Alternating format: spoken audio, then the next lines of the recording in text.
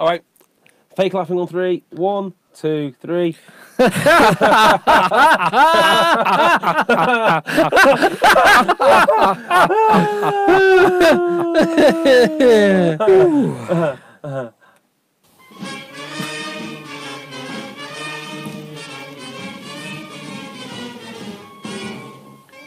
Hello, Eggchasers.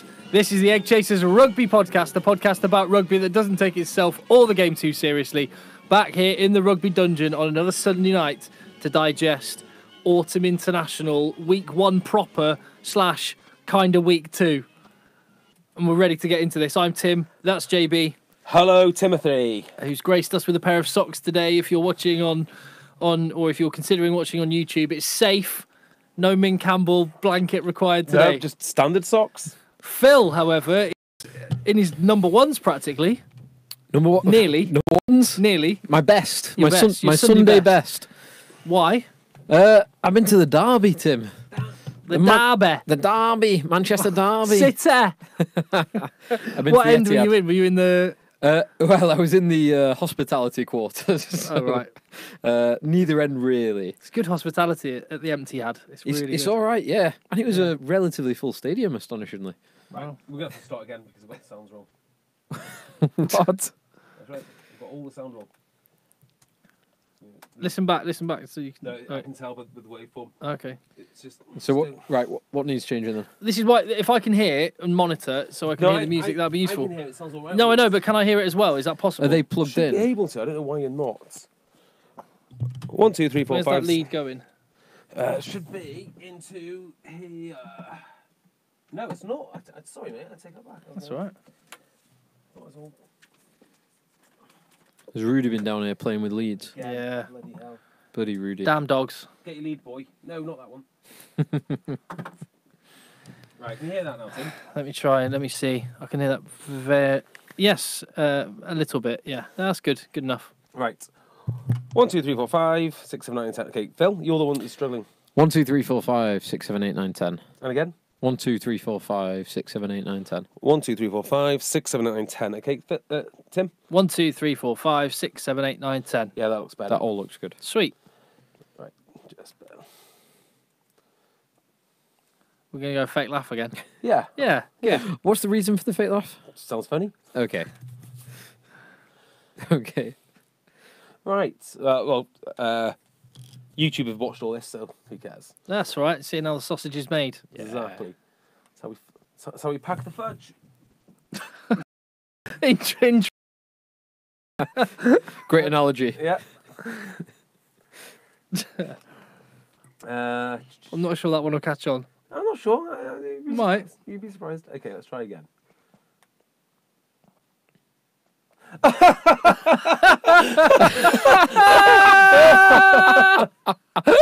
Oh, my days. Wow. Wow, what a story. Where's the music? Oh, I muted it. You can edit that bit. You can edit that bit out. Just play the music. Oh. Oh, Jay.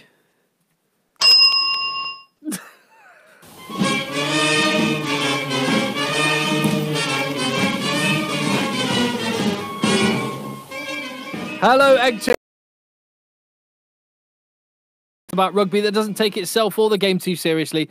We just love the game that much. We're back here on a Sunday night in the rugby dungeon, putting our family, putting our wives, children, and the rest of our lives on hold to digest week. Well, is this the Autumn Internationals starting properly now, isn't it? I think so. I think we can call it that. This is the first week of proper World Rugby sanctioned internationals. Yes, with a whole game, just game all day long.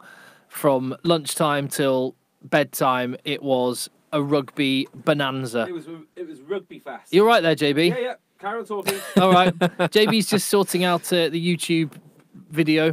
Mm-hmm. There we go. That's JB right there, by the way. Hello, Timothy. That's Phil right there. Hello, Tim. I'm sort of thinking that shade of T-shirt, JB, if you are watching on YouTube, that's exactly the sort of T-shirt that might make you look like you're topless. Yeah, it's exactly that. It's exactly that. Flesh-coloured. Yeah, it's not the greatest choice for YouTubing, but hey, it is what it is. Hey, we're here. Right. You can find us on YouTube, as you just heard. We're at Rugby Podcast on Twitter, Instagram, Facebook. Get involved. Follow. Tell your mates. But let's talk about the rugby. Firstly, though, I just mentioned JB's in a flesh-coloured T-shirt and he's wearing socks today. Thank you for that, JB. Pleasure. Phil in his Sunday best. Sunday. What's the story? It is Sunday. It's Remembrance Sunday, but also it's the Manchester Derby.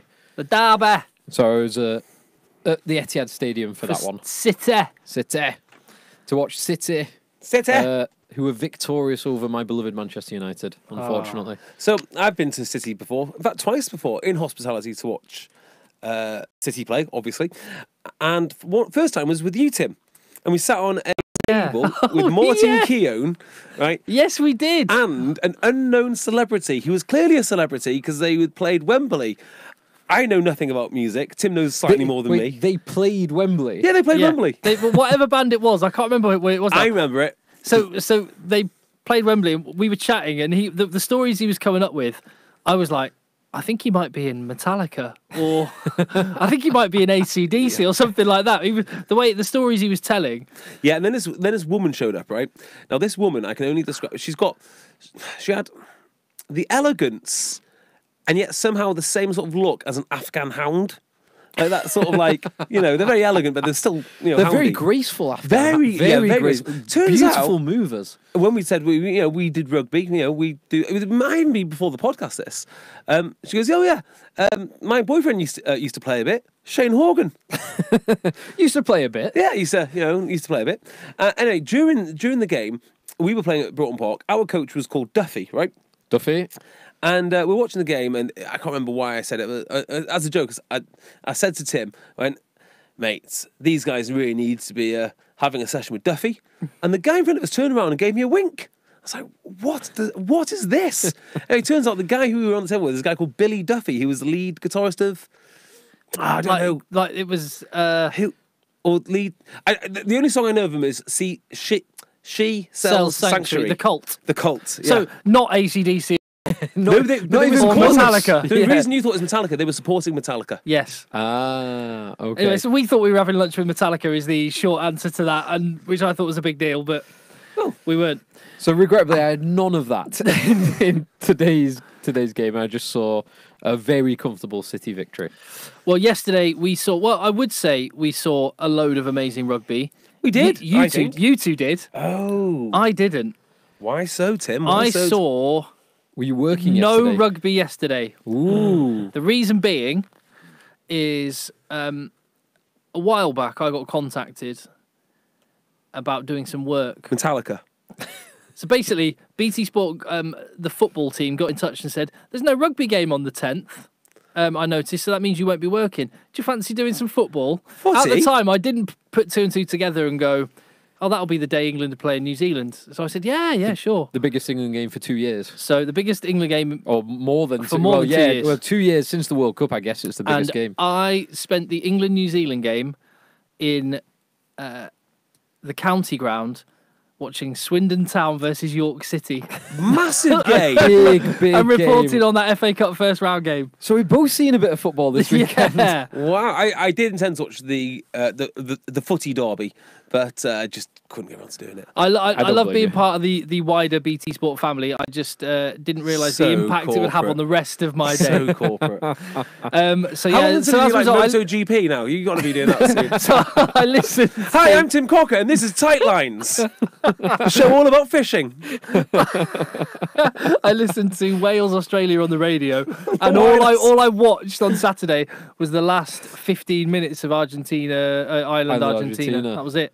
That's all I watched. What a shame. I've caught up with it though. So, have you seen England? Yes, let's get into that. No, let's not. Let's let's do it chronologically, because the first international, of course, was England versus USA. So I watched this on Friday night, which was Friday Night interesting. Lights. Yeah, this was. I think it was at Saracens. It was at the. Is that Allianz Park? No. Are we doing this? Yeah. Well, Just because it was on Friday doesn't mean we talk about it first. Well, I'm just saying, highly, highly enjoyable Yeah. game. And if you're looking for a future star of the women's game, may I suggest you look up Janine Duncan, the 13 for USA. Lovely balanced runner. And when USA were getting hammered by 45 points to 0 with a red card, this girl scored. Right. So have a look at her. Neen Duncan. Yeah, There I you think go. it was her first international. Plays for Seattle Saracens. Some good ballers come out of Seattle. Yeah, absolutely. But yeah, it's worth looking at because there's a lot of things you can learn from that game. Interesting. Interesting. Okay. Now, Anything more to say about Friday night? well, I could talk about it for quite some time if you want me to, but I don't think you do. Let's move on. Let's move on then. To something that more people might have seen. Talk H. Eccles. Talk H Eccles. Very good. Well, we lost that one, so. Okay, let's move on again. Where do you want to start in terms of the rugby? It's got to be Twickenham. The big game. It's got to be. Yeah. Next week it'll be Dublin. Yeah. Today it's Twickenham. Hell of an event. And I said you could learn a lot about the England game on Friday night. Well, I think the England game on Saturday has pretty much answered a lot of my questions about why Eddie Jones does what he does, is who he is, and what the future of this England team holds. Let's put it that way. So the first thing I would say is I think it was probably the best 20 minutes of England I have seen under Eddie Jones in his whole tenure. I think that first 20 minutes was outstanding. The first 20 minutes was as good as anything they've played at any other time, including the Grand Slam when he first came in. Completely agree. Including the 3-0 victory in Australia when he first came in. Yeah, that was... In fact, that was as good as I've seen any team play rugby in a long, long time, including the All Blacks in that. So they retained their ball. They were ferocious down the middle. I mean, Kyle Sinclair, Yeah. you know, in a 20-minute game is about as good a forward as you'll find in the world. Certainly as good a tight head prop as you'll No, find. I'll go forward. Forward. He hits hard. His scrimmaging, okay, not quite there, but his defence is there. His carrying's there. You know, and this sounds like a knock. It's not meant to be a knock, but in that 20-minute burst, he was outstanding. But they all were in that 20 minutes. Every man considerably out. They were just so ferocious and so physical and worked so hard. I mean, actually, they were working so hard. It was almost a little bit like doing like lower level club rugby, where you make so much ground through the middle, everyone's sucked in. It's like ding, ding, ding, pass, pass, pass. Chris Ashton in the corner. I mean, that really is like level 6, level 7 rugby. I mean, that's how much more effective they were than the All Blacks. They played so simple because the conditions were awful, really, really bad. They played it real simple. Couple of carries up the middle, and then look for the options out wide. And they did it for the Ashton try, which was an amazing pass from Ben Youngs. Yep. And if it was someone else floating that pass, there might have been a lot more plaudits on Totally. the That's passer. exactly what I thought about that. If Cipriani had passed that, that would have been it. You know, if Cipriani had done that, it'd just be another one in the Cipriani great catalogue of passes. I mean, Then they did it again when Johnny May on the left-hand side, they created some space for him where it was a terrible pass from Owen Farrell, actually. But he picks it up and Grubber kicks through, which puts pressure on the defence. But they did that brilliantly, partly because of the pressure that they put on New Zealand, but partly because New Zealand mistakes granted them territory and possession. yes. And territory and possession allow you to do that.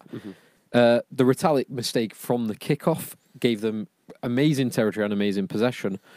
After that 20-minute session, they did not get either the territory or the possession at the same time for considerable periods of the game. Now, they did get it back, which is something we'll probably come on to later. Yeah. Now, this makes me want to tell you a story about my old coach, Gerard, who used to coach us rugby league. Gerard was like a 5'5" man, tiny little man, beard, very squeaky voice, but knew everything there is to know about rugby league, like an absolute rugby league nose. And he used to have a defensive pattern called Psycho 60. So for 60 seconds, you were meant to go psycho, and this was like the idea, like not psycho as in hit someone, as in you work extra hard because you're on your own try line. Okay. And my question was like, well, if this is so effective, why don't we just defend like this all the time and get the ball back? And that's kind of what I felt about England. Like, well, if this is so effective, why don't you do it all the time? And the answer is You simply can't. you simply can't. And I think this probably answers a few questions as to why Eddie Jones is so intense, why he beats up the England team so much in training, because I think he wants to see that from the start to the finish, and I don't think it's possible. He wants to see it for as long as he possibly can. Yeah. But yeah, they cannot. They simply cannot. No team can keep that up for And the I whole think, game. does that explain the South Africa losses? When they go ahead through great rugby and then they fade? Well, we don't know how much altitude had a part to play in that one. The one thing, on the one hand, I was like, yes, there's rain.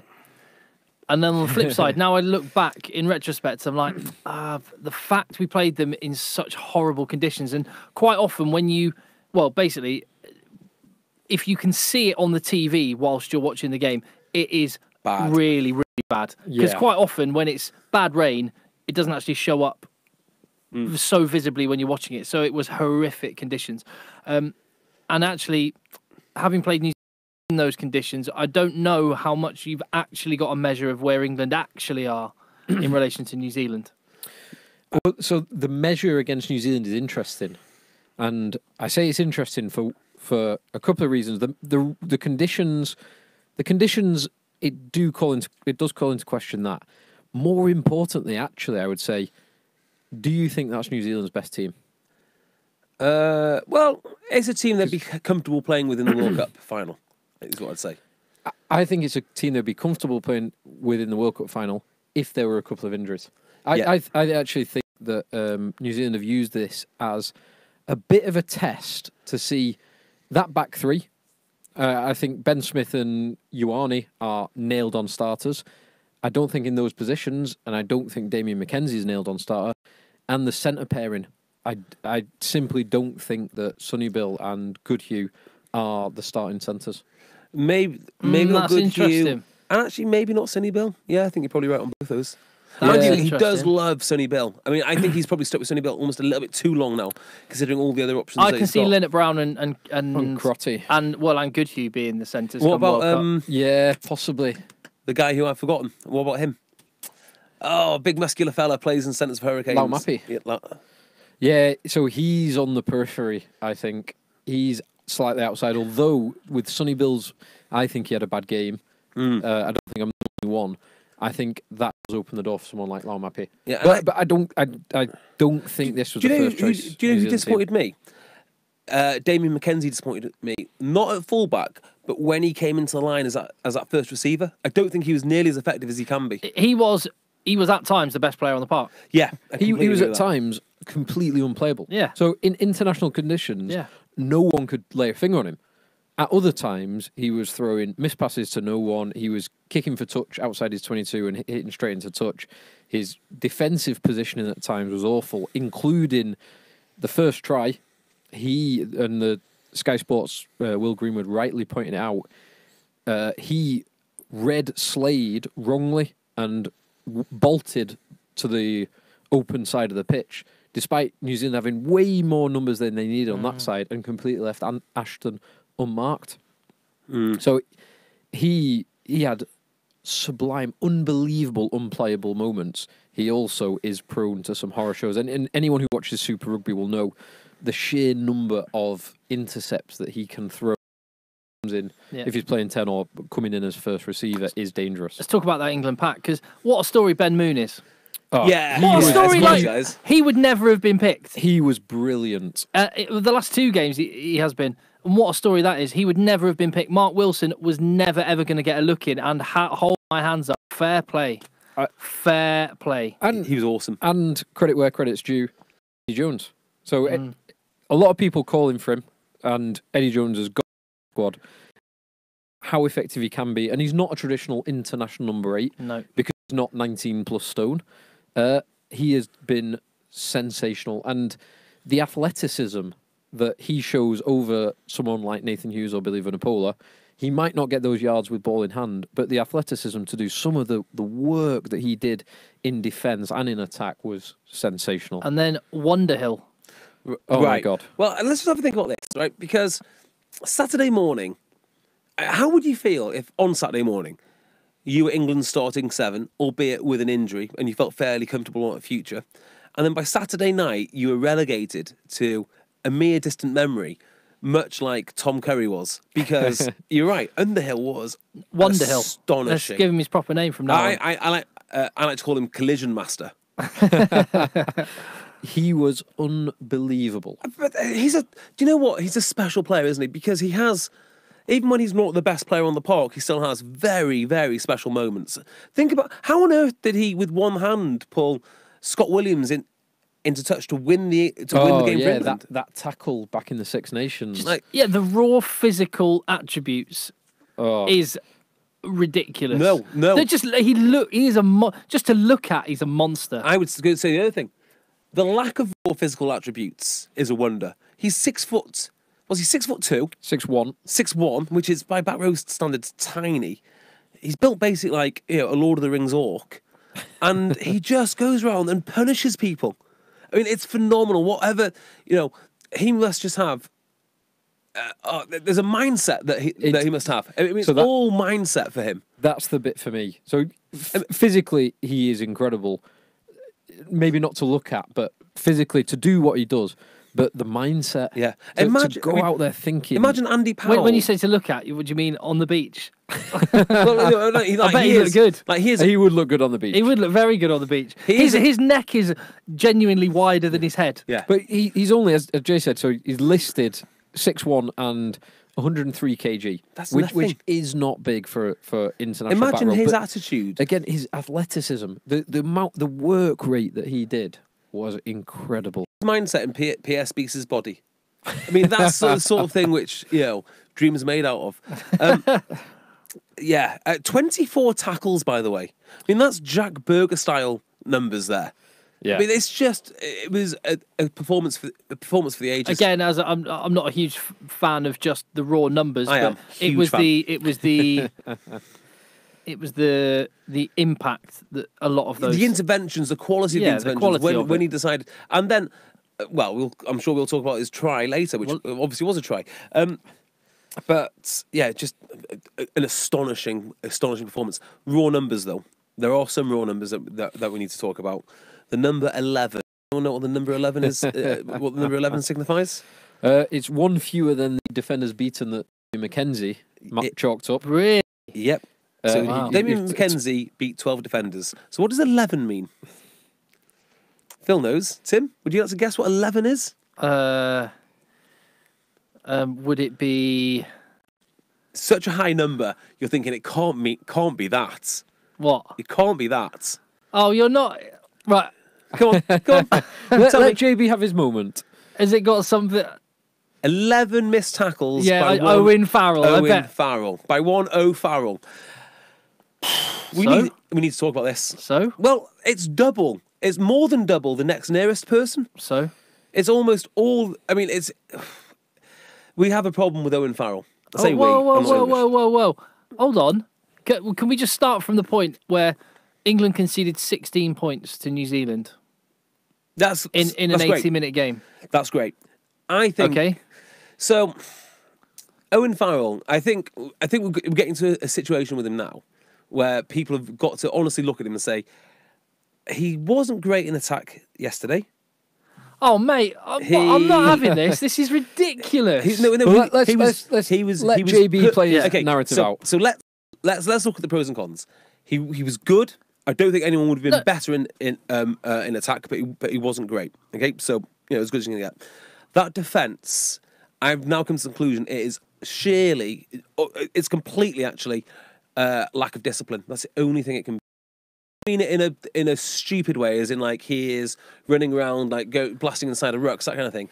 I think what he does off the field, i.e. the leadership, the knowledge, all the good things he brings, he is so desperate to lead on the field that he's now compromising himself. That's the only 11 missed tackles. Mate, so question on the missed tackles.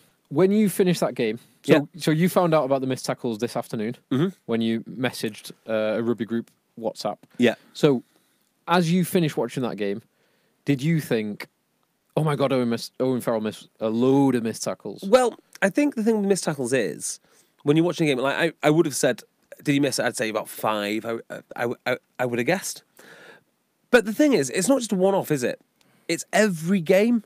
So there's two things that I think need to happen now for Owen Farrell. I think the first port of call. No, do you know what? Before you go on about what needs to happen with Owen Farrell, I'll ask you one question. Okay, go on. Do England need to drop Owen Farrell next game? No. So who gives a damn? I do, right? And so should England fans, because it needs to improve. No. I mean, look, we spoke last week, didn't we, about single points of failure. Now, the single point of failure this week, everyone's going to say, oh, Courtney Law's on the side. But you can't not address the fact that your captain is defending so poorly. Have you analysed the context with it? So that is. Why is it always him? Well, no. So here is a question: have you seen the Charlie Morgan tweet on this? No. And I hang on almost every word Charlie Morgan says, so please enlighten me. So he pointed out 2 tackles, only 2 of the 9 made, 11 missed. One was against Damien McKenzie when it was a box kick from Ben Young in the first half. Damien McKenzie steps first Sam Underhill, then Owen Farrell, then someone else. He steps 3 players. Yeah. But then Brad Shields nails him. Yeah. He beats 3 defenders but gets 0 net meters made because he gets nailed. Yeah. So that is a missed tackle for Owen Farrell and for Sam Underhill, and I think it was Chris Ashton first, actually. But it's a net positive outcome for England because England win a penalty from Brad Shields nailing him. Right. So that is a missed tackle, positive outcome. Okay.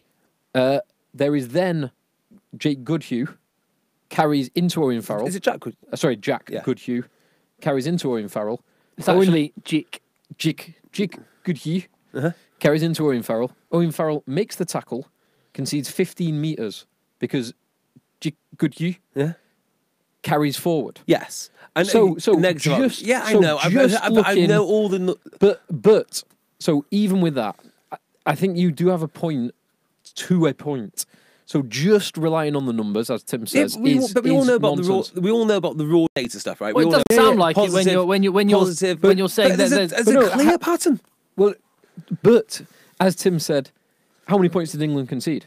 So from those 11 missed tackles, so who missed the tackle for the Damien McKenzie? Yeah, but try? every time he misses, no question. Who missed the tackle for the Damien? Bentio. Right, fine. So how many of those tackles directly led to points against England? How many of them were Owen Farrell? It's not just that, is it? Every time he misses a tackle, someone else has to pick up his workload.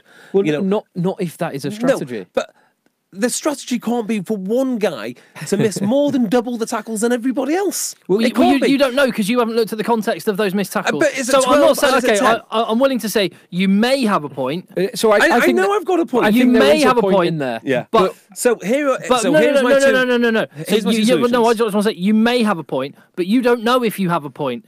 You are taking a raw There's number. one thing I know, and that's the things that I know. Right? So I know I have a point. I don't think we need to talk about it. Can you quickly make your point? Here we go. Because I think this. I think there's 2 things that Owen Farrell needs to possibly do, or Eddie needs to do to help him. First, I think he needs to speak to a sports psychologist. Because this is my theory. My theory is he's so desperate to lead on the field that he is compromising. But you haven't looked at any of the tackles to work out if that correlates with what you're saying. Hey, if you watch Owen Farrell for long enough, right, you'll see he is trying to make big shots left, right, and centre. So I have seen that, and what I've seen there, I'm matching up with what the stats say, and I think that's fairly evident, right? Number 2, I think if they had a real defensive leader in that back line, like a Brad Barrett, or maybe Ben Teo's the guy, actually, that will take the pressure off Owen Farrell to compromise himself as much as he does. I understand it when he's next to Ford, because he does literally have to be that guy.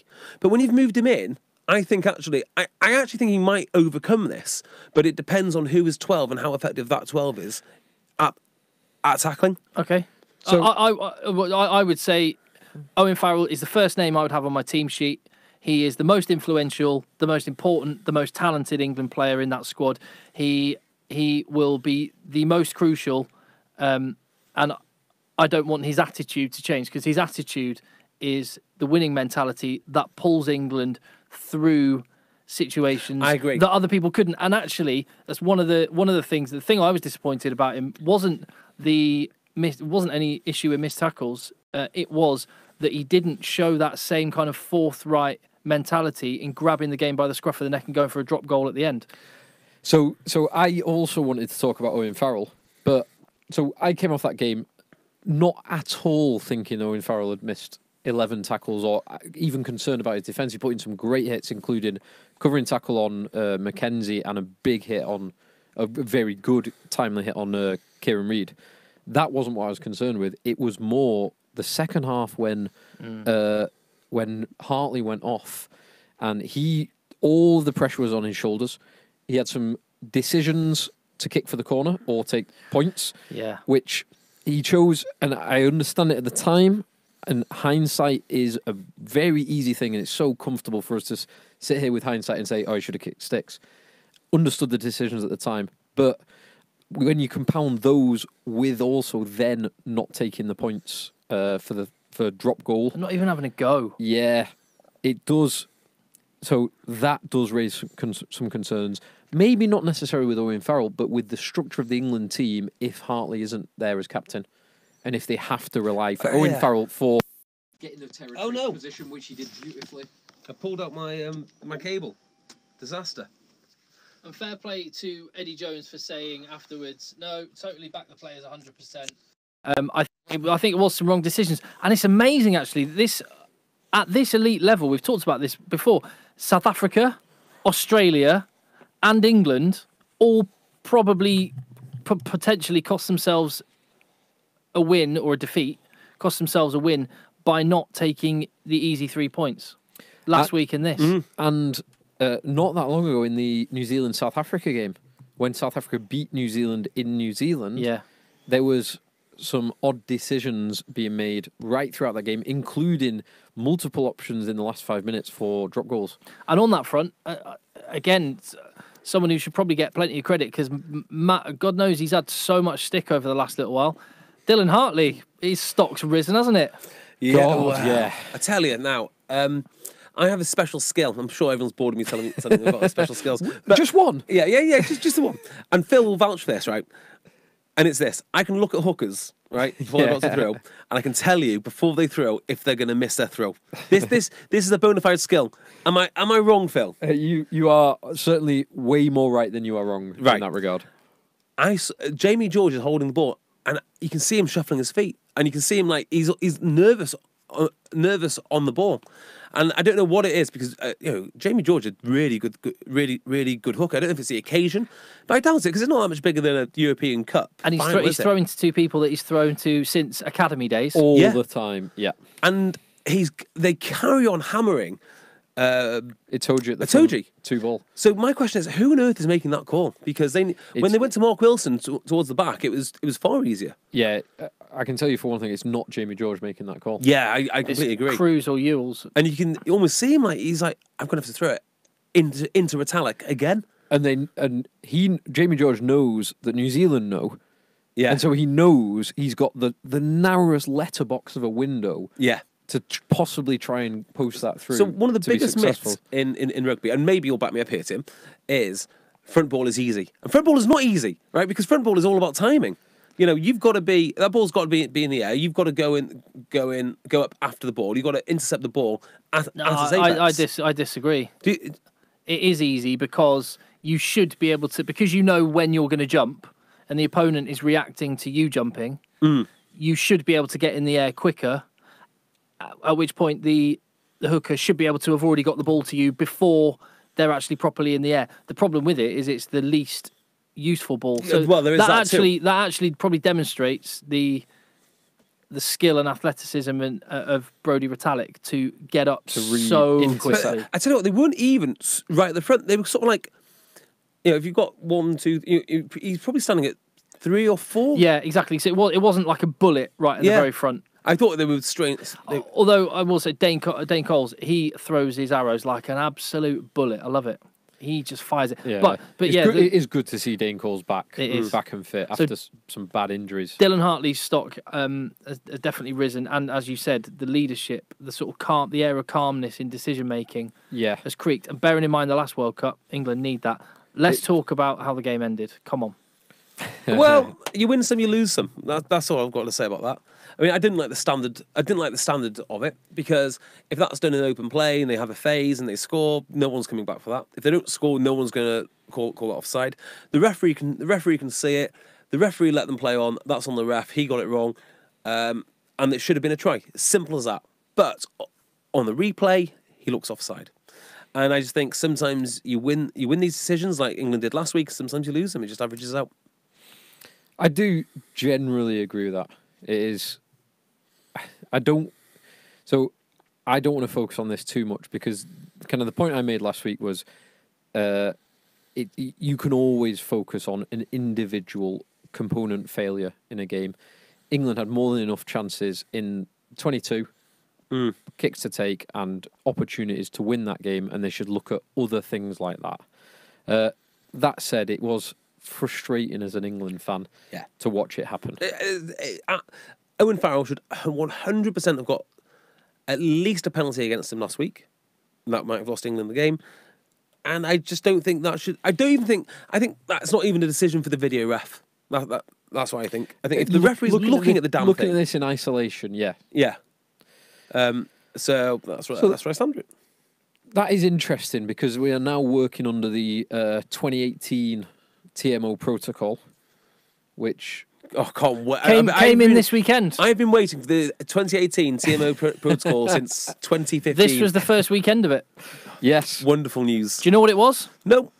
It is that, and correct me if I'm wrong, Phil, because you will, because you clearly know it.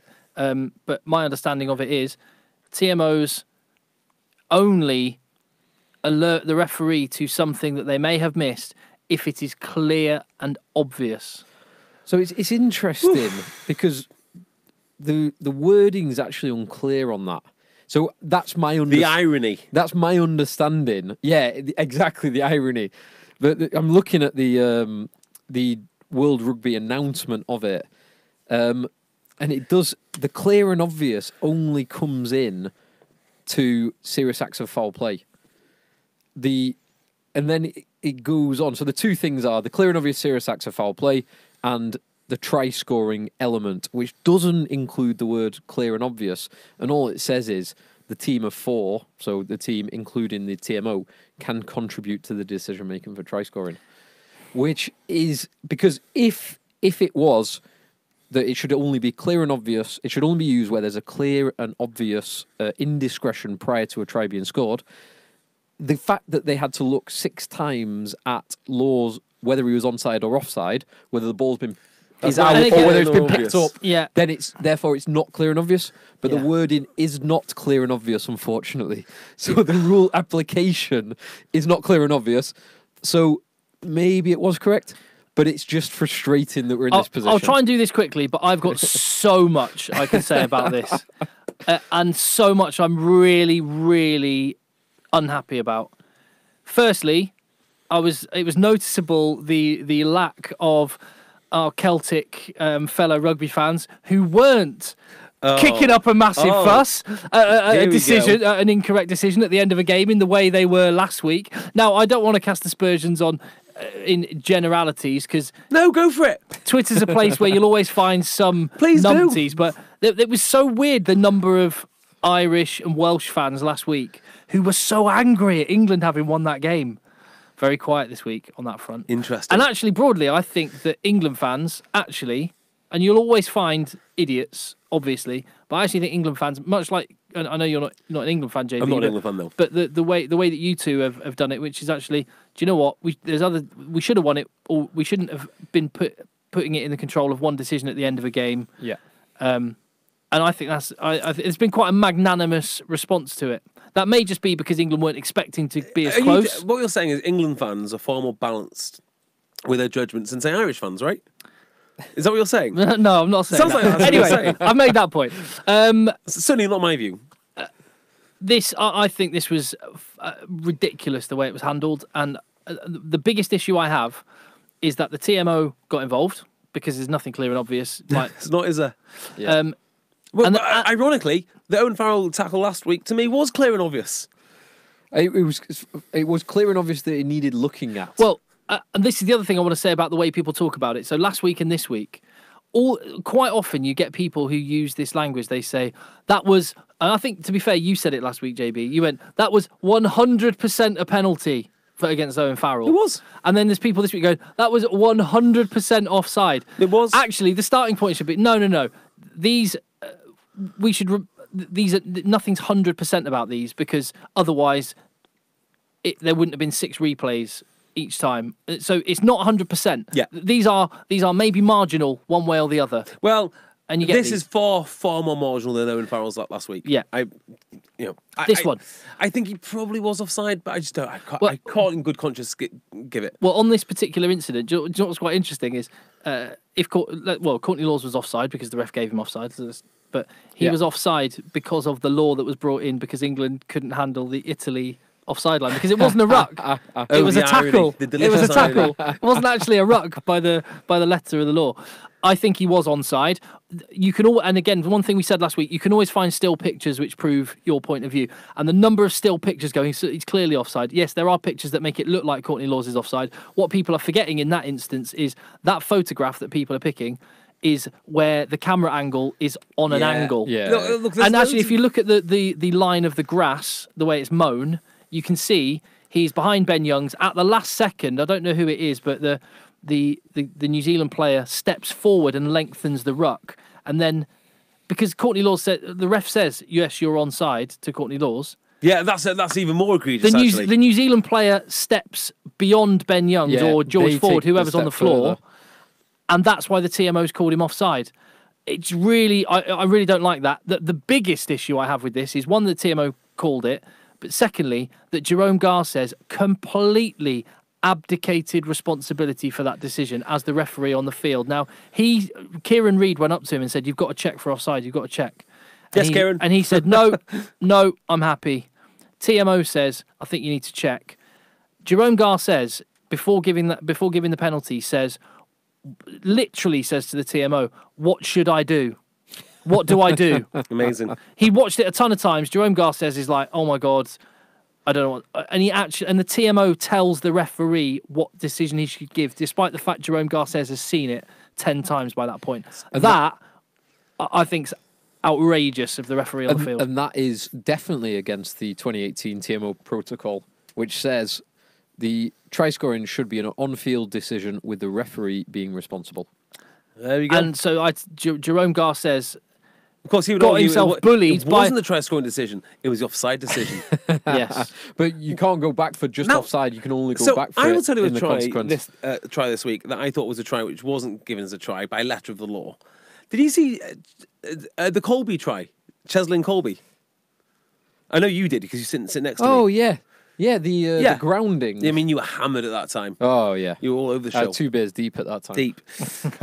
So Cheslin Colby, who I'm now thinking is like the next Shane Williams, he actually is on par. I mean, there's lots of people who have called Shane Williams like, well, this guy actually is Shane Williams like. He's amazing. He's electric. Yeah, step, over for the try. Gas. But then it looks like he throws the ball forward, doesn't ground it properly, then grounds it. Actually, what happens is the French guy strips it from him, right? So if you...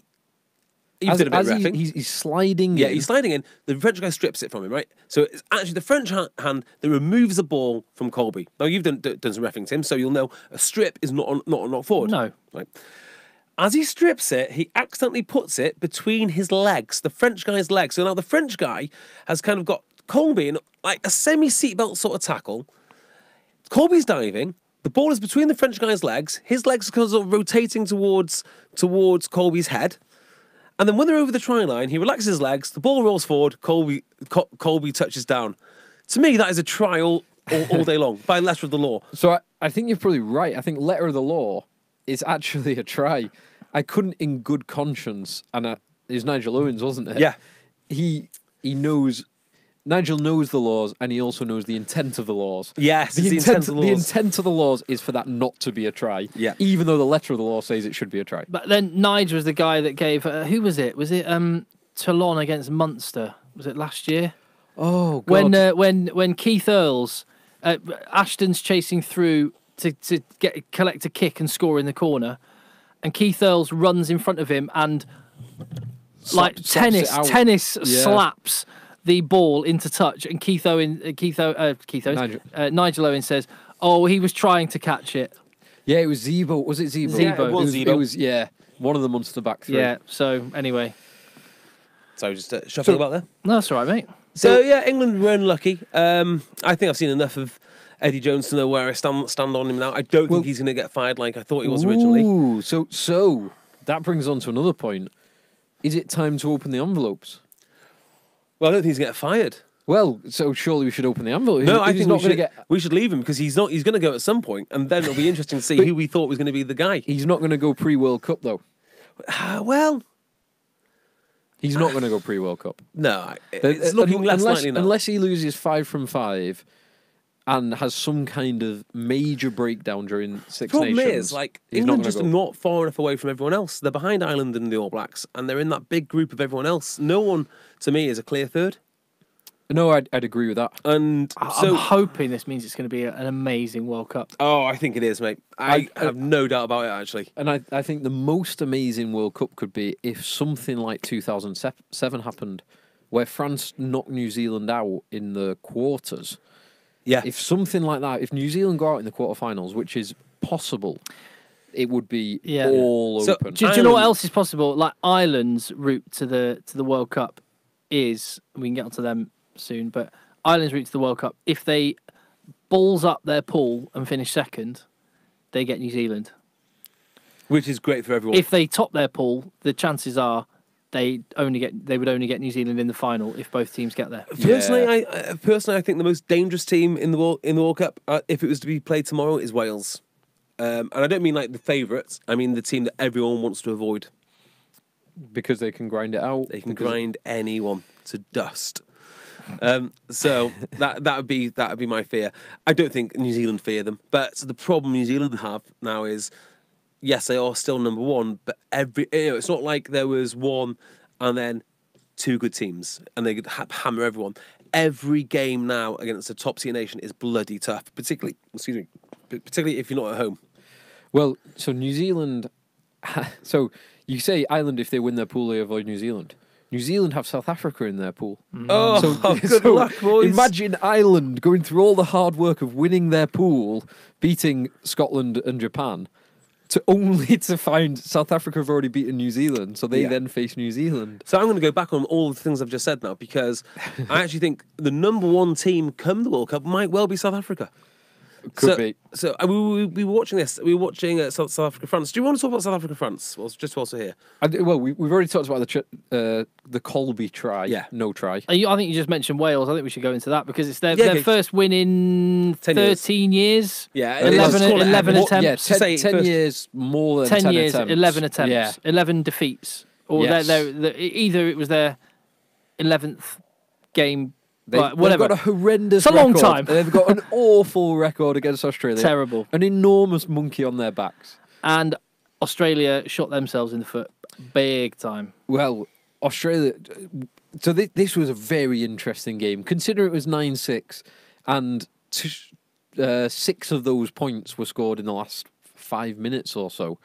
This was a very interesting game because it was far more open than the 9-6 scoreline suggested. Hit pause.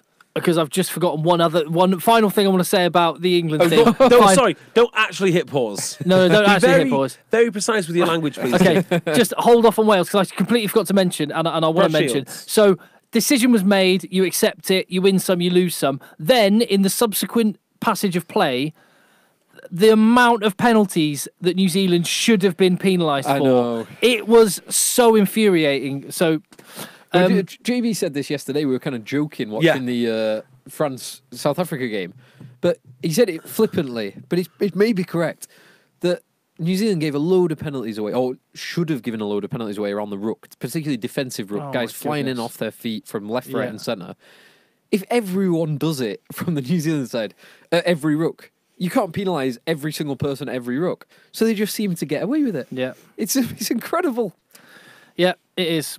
Anyway, there we go. I've exercised that demon via this podcast. Thank you very much You are for absolutely humouring right. me. The New Zealand breakdown is an utter disgrace, and I think if they all do it and they're high-profile enough names, no one's going to question them. If there's going to be Like, they can't all be wrong, can they? yeah. If there's going to be one World Rugby law change or just crack down, a protocol going forward, it's examining the New Zealand breakdown. Yeah. It's amazing what they get away with. Yeah, well, and just more broadly, because this, let's remember, was probably a weekend when a lot of rugby fans would have watched their first rugby game of the season. Yeah. This is a absolutely. huge shop window for rugby union. And you come away, I think, if you're a casual fan, so confused. And I don't think rugby helps itself nearly as much as it could. Well, Simplifying the game. Yeah, but I don't know. I don't know about that. Come on! Who wants to? What casual rugby fan wants to come away going? So what? Why? So Yeah, why are they? but- Why is everyone? I don't know. Why was that not a try? Off what? Yeah, but I'm an elitist, right? And You certainly are. yeah, and therefore, so what? So what if the average punter? There's 80,000 people in Twickenham. We don't need any more, and most of them aren't watching anyway because they're absolutely hammered on the company credit card. So, am I bothered that they don't? I don't understand the laws. I was looking at one of my favourite Twitter accounts today, a guy called Dead Ball Area. Is it Dead Ball Area? Oh God! No, he's a great analyst of the game and also coaches international sevens, and he's explaining the ruck law. I was like, crikey, I didn't know that. And I've only played the game for 20-something years. Well, there you go. Good. It should be incomprehensible. It's a characteristic in its own right. So that's how the game grows. Well, it's doing where okay. people that okay. people that obsess and a bunch of rugby noses can't even understand the laws. Now, Good. How's that working out? That's going to go well. Can I just clarify this? What is a rugby nose? Because this is like a fairly new phrase. Someone called me a high-profile journalist. No. A journalist. He's certainly not high profile, but called me a rugby nose. Yeah, you are. Is that a compliment or not? Does that mean I know enough, or does that mean that I look like a Top Gear subscriber? I'm not sure. Bootcut jeans. Bootcut jeans. I mean, what does it actually mean? I think you go too deep, go too far. Well, not too far. That's the wrong word. But I coach rugby. I mean, you would expect I should know it in some kind of degree, right? Yeah, that's a fair point. I mean, I don't. I assume it's a compliment. It would be You rugby nose. Oh well, I do a podcast on it and I coach. I can only assume it means that I don't know. But thank you anyway. I appreciate that. There you go. Yeah, Put it on a business take it in card. the way it was Rugby intended. nose. Speaking of confusion, yes. and leading on from the TMO decision, and as debacle, and as we're going on to Wales, Australia, Yeah. there was a TMO decision in the last 5 minutes of this game, Yes. which thankfully did not change the result of the game, and the correct result was won out in the end by Lee Wales. The Karevi on Lee Halfpenny, Yeah. and so the Karevi on Lee Halfpenny. The most astonishing thing was not the commentator's reaction, infuriated but expected. They were saying, "Oh, no intent, so play on." That's not the law. No. The referee's reaction to Alan Wynne-Jones, when Alan Wynne-Jones is saying, "Sir, can we have a look at that, please?"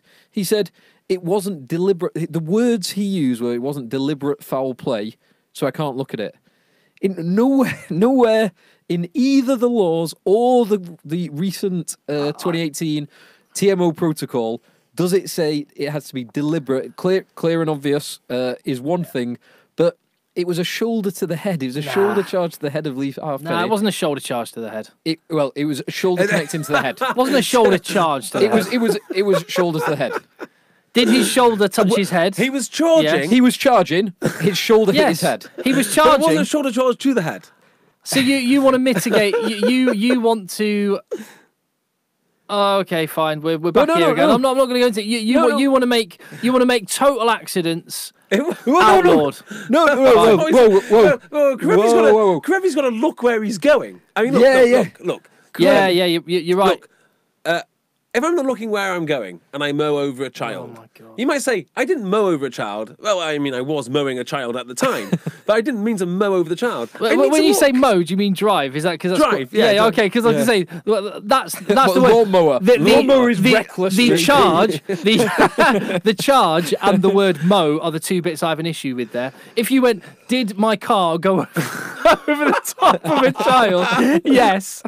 Did his shoulder make contact Well, that's a fair point. with the head area? Yes. Well, did you mow over a child? No. That's like No, no. I I didn't. You drove over a didn't. child. You didn't hit on the accelerator and go, oh, extra points. Yeah, exactly. Let that man And free. Karevi had the Karevi, and I know it's not in the laws. Didn't intend. He was legitimately trying to get the I'm ball. not sure.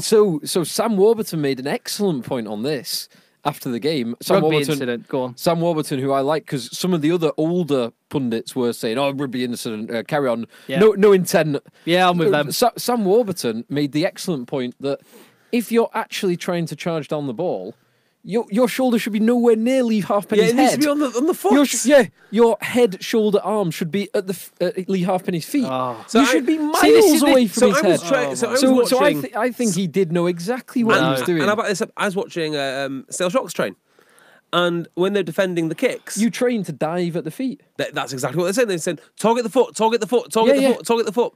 And you can hear him saying, target the foot. He's not going to block. He's not going to charge down a kick by having his shoulder at Lee Halfpenny's head height. Well, there was one guy saying, look away and jump head height. And I don't know who's coaching him. Shoulder charge his head. I mean, dive at the feet. I see your point, Tim. I don't want to live in this. I don't want to live in this world. I don't want to live in this world. So what are you doing to my game? My whole point on this is not to. Maybe it was complete accident by Krevy. I'm not here to determine that. I'm here to call out the inconsistency by the inconsistent application of the law by the referee, and in the referee saying it wasn't deliberate, therefore I'm not looking at it. That is such a dangerous precedent, and it is at complete odds with all of the advice that World Rugby are giving us to try and create a consistent approach. What I would say is Alan Wynne-Jones shouldn't be going to the referee going, can we have a look at a TMO decision? Shut up, leave that for the TMO. That's another fair point. Here's my takeaway. The guy I felt sorry for was the ref. Because as an obstinate man, right, who doesn't like to back down from things, I know exactly how he felt. Are you? Yeah, true. I know exactly how he felt. He knows he's made the wrong decision. He looks at it on the screen. You can just see like the colour draining from his face. It's like, it's not an act of foul play. And the reason I felt for him is because he knows he's been watched by the whole world, and he knows that the World Cup, as you've said, Tim, is not just a World Cup for players; it's a World Cup for officials, and that will be held against him. I think it should be. Well, do you not think? And I made this point. I made this point last week. The way that Northern Hemisphere referees have been refereeing domestic leagues up here and in the European Cup is very, very different to the way Super Rugby's been officiated, and much, much more pernickety and much more, I don't know, just it seems to be they're seeking out these moments and these situations much more, and the Southern Hemisphere referees, and last week and this week, an Australian in the England game and a New Zealander in the Wales-Australia game, both are a bit more like, well, stuff happens. Yeah. It might just be the adjustment. Again, what we want is a standardisation and a consistency, but we shouldn't start saying that. I think he, in good faith, made that decision. I think just like last week, probably. Yeah. Although I think it could have been. I think it's okay for him to then hold his hands up and say, maybe we should look at it. I tell you what, and I knew it would happen immediately, is he instantly gave Wales the penalty back. Yeah. So the penalty that won it for Wales, that was him leveling out the game. So Ned Hannigan, stupidly lies on the wrong side. I can't remember the name of the reserve Wales prop who comes in and just locks him into place. Yeah, there's no way the reserve Wales prop is not supporting his own body weight because his knees are on the floor because he's trapped Ned Hannigan on the ground. Exactly. So that could have been a penalty either way, but the ref had to give it to Wales because it ended up being the right result in the end. And do you know what the problem here is? We've probably spent, and it'll be the same, it was the same in the Sunday papers, it'll be the same on any other podcast, a huge chunk of time will be spent talking about individual refereeing decisions. Like our podcast? Exactly. That's my point. And I can't, this is where we've got to, and I hate it, that this is where we're at. Yeah. Well, to me, it's quite clear. You just got it wrong. Yeah, I mean, I don't think it's a. I can't help but think the only way we can get over that is getting every single decision correct, where everyone agrees it's correct, which actually means more TMO. Because it's the instant decisions that are wrong. So football's a really good example of this, where there's no VAR in the Premier League, and decisions consistently go the wrong way when it is key decisions for penalties and the like, and that ends up just being the sole focal point. So I'm not sure there's an easy fix for that. Well, the problem it has led to, the unintended consequence, which we always talk about, is captains running up to referees going, "Can we have a look?" Yeah. Hate that. Yeah, I hate that as well. You're right. Half-time and post-game analysis, all about individual decisions. Hate that. Yeah. Although it's necessary. Podcasts and all the rest of it, part of it. We are as bad as anyone. Social for doing media is just, that's it. It's like a one-topic arena. So you reap what you sow, and this is where it's got to. I think you're right, and actually to counteract all of that, we should have spent more time analysing England's failures and New Zealand's successes in that game compared to talking about the one decision. Yeah. Right. Okay. Can we talk about my favourite game of the week now? Well, I think we should give more credit to Wales on. Oh yeah. Look, Wales were great, and the work rate and intensity that Wales bring is just it is awesome. My biggest fear for all of international rugby is after this World Cup, when eventually England get the man that they need to run their team, and that is Warren Gatland. Because if Warren Gatland was with England, they would be the nailed-on #1 team, and it wouldn't be close with anyone, including New Zealand. I think you might be right. I'd very much like Gatland. I think he's not always been perfect, but I do like Gatland. The longer it's gone on, I was a bit frustrated years ago against to Gatland ball. Now I've seen him play with different He is styles diversifying as well. and willing to try things as well, because it sometimes felt like he sort of chained himself to this to a style or to a player or to a system, but having the bravery to go, no, do you know what? Ainscomb's been playing well. Let's give him a crack.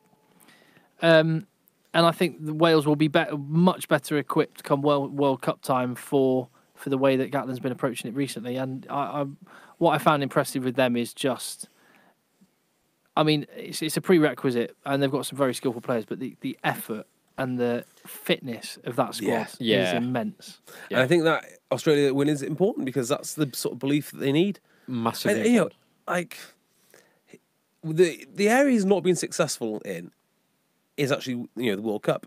That said, he's taken Wales with their tiny little population and their rubbish regions to a semi-final, and by the narrowest of margins, lost out to South Africa. You can't use that population thing because New Zealand are about the same as Wales. Yeah, but they all play rugby. Like every man, child, and woman play rugby.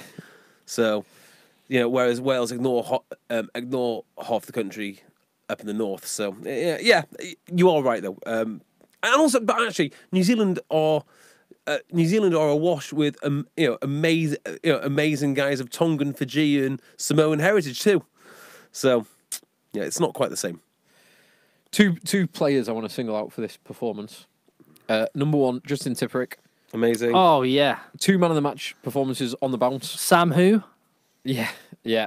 Tipperick was sensational in attack and defence. Yeah. The other one, slightly different reasons. The scrum half, Thomas Williams. I love him. Yeah. Love him. He's a live wire. So I was watching from a distance on my laptop in the kitchen, but from a slight distance, I was like, that's Mike Phillips. He passes. So he passes and then stands up and kicks his rear foot out as he passes. It's watch it. Like a 1960s model. It's like 1960s actress kissing a man in a film. His pass from the base of a ruck is exactly the same technique as Mike Phillips, with the little heel flick as he fires the pass out. So just something to note for future games. He's an amazing player. They've got some talent there, haven't they? Reece Webb's not even in the picture. I do wonder if Reece Webb's going to make a move back, In time for the... too much money it's on. I loved... how awful is it there? Yeah. I loved the... just looking at that Wales bench this time. And seeing Liam Williams and Dan Biggar on that bench. Yeah. It's impressive stuff, isn't it? Lion on the bench as well. Corey Hill. Yeah. And Ellis Jenkins as well to come on. He's a hell of a player. Yeah, hell of an they're athlete. going to be very, very good come Six Nations. In fact, I can see them winning the Six Nations. You've already called France to win. Isn't that on the board? If it's not on the board, you said it was going on the board. Yeah, I'll put that on the board. Well, do you know what? I don't know because so many teams are so good. Well, no, you've already said it's going on the board. The Six Nations should be great this year. Like, who is the best Six Nations teams? Ireland. And then second, everyone else. And then last is Italy. Yeah. That's a pretty fair The assessment. the Six Nations expansion bowl, Italy sort of comfortably beat Georgia. Yeah, it's interesting that, because I was looking at that thinking, oh, Georgia will be targeting this for a big win. But by the same token, and knowing what little I know about Conor O'Shea, Italy will have been targeting this because everybody saying Georgia should be in the Six Nation it kind of devalues everything that Conor O'Shea and that Italy squad, Sergio Parise and the rest of them, have been working for the last 20 years. So Italy will have focused on this massively, and they got the result. 28-17. That's a good win. That's a good size win. Yeah, and it was... So there was a relatively late... So Italy were 28-10 up, and there was a relatively late penalty try to Georgia, which made the scoreline more respectable. But it was 4 tries to 2. Your mate Dean Budd getting over the line. You just reminded me with your... sorry, you were going to say something about Dean Budd, JB? No, just what a great guy Dean Budd is, really. Your boy. Yeah. Buddy.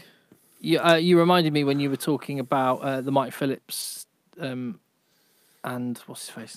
Thomas Williams lookalike thing. Do you not think Chris Ashton and Dylan Hartley? Yep. Yeah. It's like a before and after. Oh, who's the other one? Brad. Like bikini body beach workout before and after. Who's the other one? Brad Barrett and someone. Corbisiero. Yeah. Always look the same on TV. What, like Corbisiero is a sort of like an inflated Brad Shields? No, Brad Barrett. Barrett. Oh, Brad Barrett. Oh, sorry. Corbisiero and Brad Barrett. Corbisiero and Brad Barrett, 3 or 4 years ago. I thought you said Brad And Shields. There was a game, I can't remember which game it was, but there was a game where both Haskell and Tom Johnson, the Exeter open side, were both wearing red scrum hats. caps. No, it wasn't. It was Tom Johnson, and it was No. Was it Moritz Botha? Yes, Moritz Botha. Was it not Haskell and... It wasn't. It was Moritz Botha. Are you sure? 100%. I know my Moritz Botha games. So Moritz Botha is not a name that I have heard in a long time. What? Forwards coach of Germany? Yeah, him and Mike Ford. Yeah, Mike Ford. Doing the business. Well, doing the business, we'll be watching them in a few weeks' time. 2 weeks' time. God, it's only 2 weeks' time. Hold on, is it? What's the date? Yeah, today? 2 weeks' 2 time. weeks' time. 2 weeks' time. Yes, boys, lads. Sorry, what?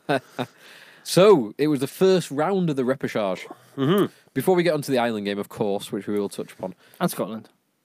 Yeah. Whoa. A bit. So, France, South Africa.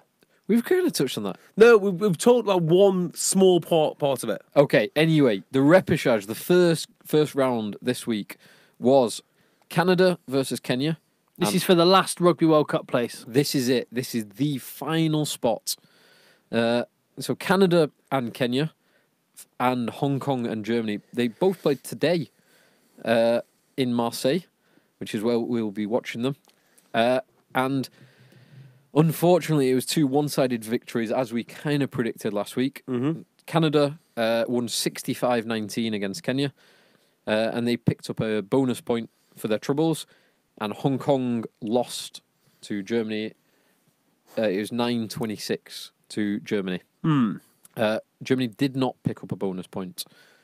But unfortunately for us, it means that Canada play Germany next weekend. And that is going to be the decider. That's the shootout for the World Cup.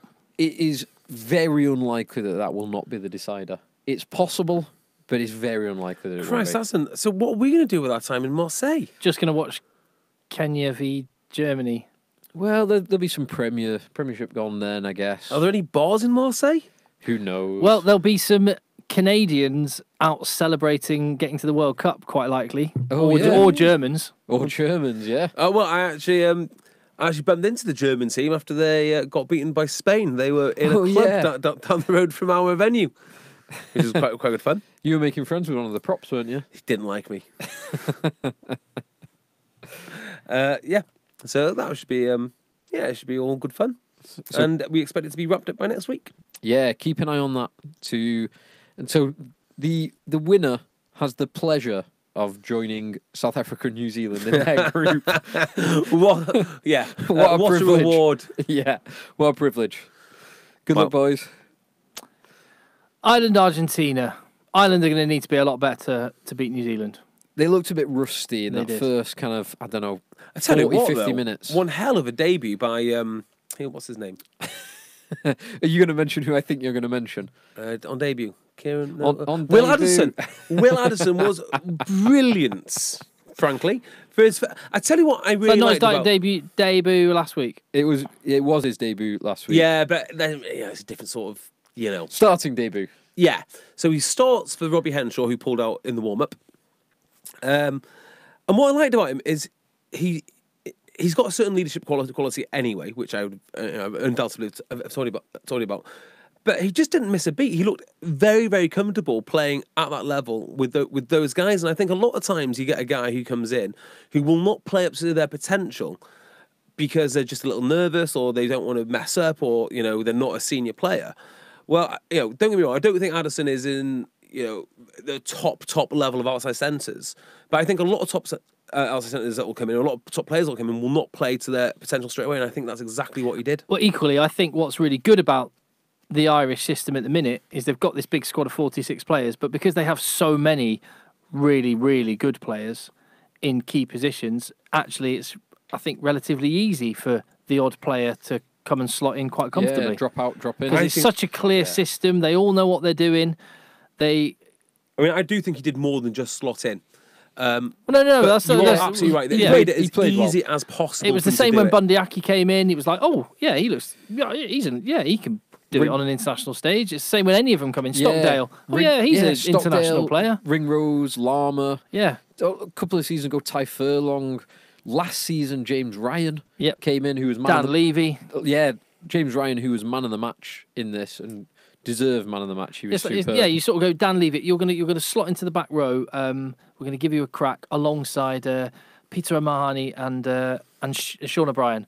See how you go. It's like, they're going to take care of you. Yeah, you know what I mean? Of course it's going to be okay. Yeah, it's going to be fine. So, that's what I think is really impressive about Ireland.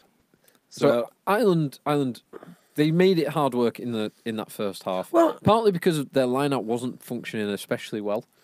Who'd have thought, right? Here we are, 2018, and lineouts are quite important. Yeah, lineouts are massively important. I have heard this down the line. I tell you the other reason I struggled is because Argentina showed them no respect. They were incredibly physical with them.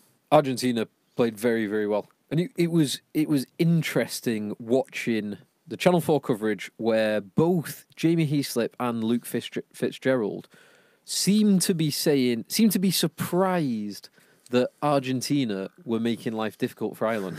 They were talking as if Argentina should have just arrived and deferentially rolled over to let the juggernaut that is Ireland have their way with them. But Argentina. So they thought they were playing, Kenya in the repertoire basically, and they weren't. Thank goodness the Ireland team seemed to do more due diligence than the Ireland team that weren't playing, that were just merely commenting on the game. Because Ireland were in an arm wrestle against a very good Argentine team. In large periods of the game, Argentina were absolutely slamming them everywhere. What I do love about Ireland, and I love this about any rugby team that can do it, is the consistent pressure and phases that they put you under. And that, to me, that is the glory of rugby. I know everyone tries expansive nonsense, but actually being able to keep the ball and just dominate your opposite man over and over and over again until their will finally cracks and then someone scampers over, that to me is awesome. And that's what they're good at. Yeah. And particularly in that second half, leading up to the Luke McGrath try and leading up to a couple of penalties that they got late on, Ireland they exerted their will. They controlled the game, they controlled the territory, controlled the possession, and they knew they were in an arm wrestle, and they're the better team for it. Yeah. They showed what they could do. So it reminds me a little bit of the Wasps game, Wasps Leinster. And the feeling must be, after you put in such a defensive shift, is what do we do now? Because we've thrown, and I think Argentina went through the same process, which is they threw everything at Ireland. And then even with their points, even when they went ahead in the second half, and they are beating Ireland on the gain line, but Ireland are continually keeping the ball. What do we do now? Yeah. Yeah. It's a horrible, horrible system to play against, but it could be quite fragile. You know, if they're not racking up points, it's hard to see how that is going to. Or maybe it beats the All Blacks. Who knows? As Argentina, that is, or as Ireland. Ireland. Interesting. You know, it's a brutal game plan. It might work. No, well, so if England can reduce New Zealand to 16 points, admittedly in dreadful conditions, I think Ireland. I trust Ireland's defence more than I trust the England defence overall. So, yeah, I think they've got nothing to fear against the All Blacks. Okay, so France, South Africa. Anyone from France, South Africa? Yes, Perfect. Finally. So I loved this game. This is my favourite. I loved the last 10 minutes of Yeah. this. The last 10 minutes of this were beautiful, beautiful chaos. Oh. Yeah. So, my favourite game of the week for two reasons. One, it was the best game, but also I decided it'd be my favourite game of the week last week when we were doing the previews. So, you know. So you're right again. I nailed it again.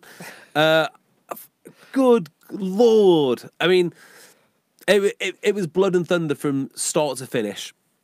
There are lads who play for France who, when we watch them, just have their way.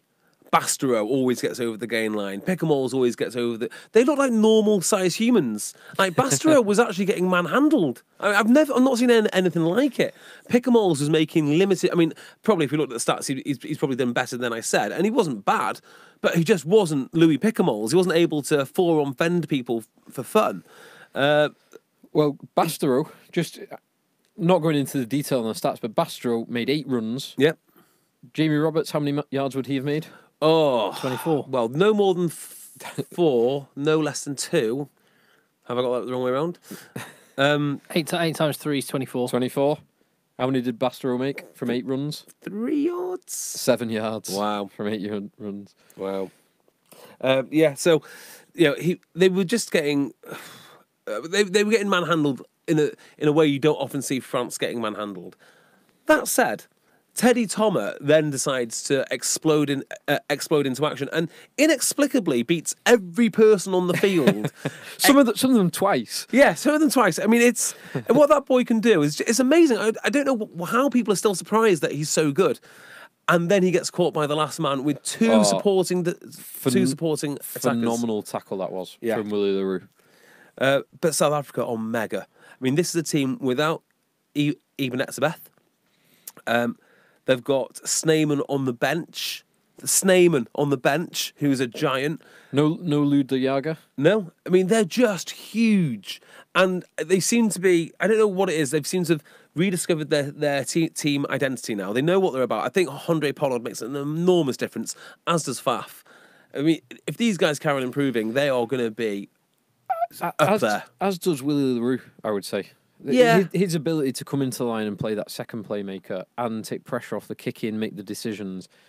He's a very, very good player. Very handy player. Really stood up well. Samani, when he came on, started. He scrimmaged well. Scrimmaging well, winning penalties. I mean, this game, as good as South Africa are, and I think they are really good now and getting better. France held them until the very end. It was the last play of the game, 3 minutes into injury time, when France won. South Africa won. And with 30 seconds to go, France were on South Africa's line. Yeah. France had the ball on the South Africa's line with a 5-point lead, 4-point lead? 4-point lead. Yeah, 4-point lead, 'cause they couldn't draw. 26-22. Yeah, they couldn't draw. Yeah. And they conspired to turn over the ball, concede a penalty, concede another penalty. Yanchi's almost missed touch. In fact, he did miss touch, but because the French winger caught it and then carried it into touch, they get another shot at it. This last 10 minutes were just properly French. Yeah, just chaos, but beautiful chaos that led to the try in the corner that was then disallowed because it was a forward pass correctly, that then led back to the kick, another kick for the corner, and Bongo Mbanambi crashing Scampers over. in. Yeah. Scampers in. This was a great finish to the rugby game. So I love South Africa's wing options. Deante, I think he's very exciting. Although he had one of the worst 30 seconds of rugby players ever had. Yeah. Jumping out of the line, misses a tackle, misses a cross kick. Yeah. And then, did they concede the try misses from that? another tackle. I can't remember. And then he immediately scores. But it was the Girardo try. It was the first try that was. Yeah. More importantly, what do you think of the French stash now you've seen it again? I love the colour of the royal blue. Yeah. That's the royal blue I want France to have. None of this dark blue nonsense. The colour palette, sensational. I think maybe I like some the of red the socks. Maybe some of the details. Yeah, socks amazing. Yeah, blue shorts shirt, amazing. white shorts, red socks. Yeah, I don't like the details. collar's It's just like a bit the too chunky for me, maybe. Yeah. But It's so overall, close to being amazing. Yeah, Do you think, overall, do you love think the cotton isn't heavy enough? it needs to be that like ultra absorbent cotton. Yeah. The kind of thing if you spilt like 2 litres of Coke in your kitchen, you just lie one of those shirts down, it absorbs the whole thing. Exactly. That's what they're missing. Heavy cotton. You do that as well. I'm so glad to hear you do that. Sometimes when I have laundry by the washing machine ready to go in, and if it's a bit of a spillage, just get some of the laundry under my foot and mop it up. With the laundry. That is It's getting smart. washed anyway. Very smart. Life hacks with Tim Cocker. Oh yeah, yeah. What corny broadcast? I've got plenty of them. Yeah. I'm just going to reiterate, I love South Africa and I love France. Yeah, so this felt like the game where the two giants, they need to get all their ducks in a row for next year for their assault on the World Cup. This was the beef bowl. And it felt like they've both got weaknesses and they've both got flaws, but they're getting ready to be real challengers for next year. Yeah. Who was South Africa got next? Oh, good question. We'll do that in a second. Oh, I'm so excited about that. It's a shame. I would love to have been talking at length about Scotland Fiji, but it was So would I, it was but so didn't see one-way it. traffic. It was, and when you looked at that Fiji side as well, you were thinking, oh, this is going to be something else. I did see the Mark Bennett. No, I didn't see that because he didn't score. The Tommy Seymour try. One of the Tommy Seymour who scored a hat-trick. Oh, right. Okay, so that's how little I know about this game. But the try that I saw was very nicely worked. So I watched the first half an hour prior to the England game, and I've seen the highlights now. So I said beautiful chaos for the France-South Africa game. This was the epitome of beautiful chaos.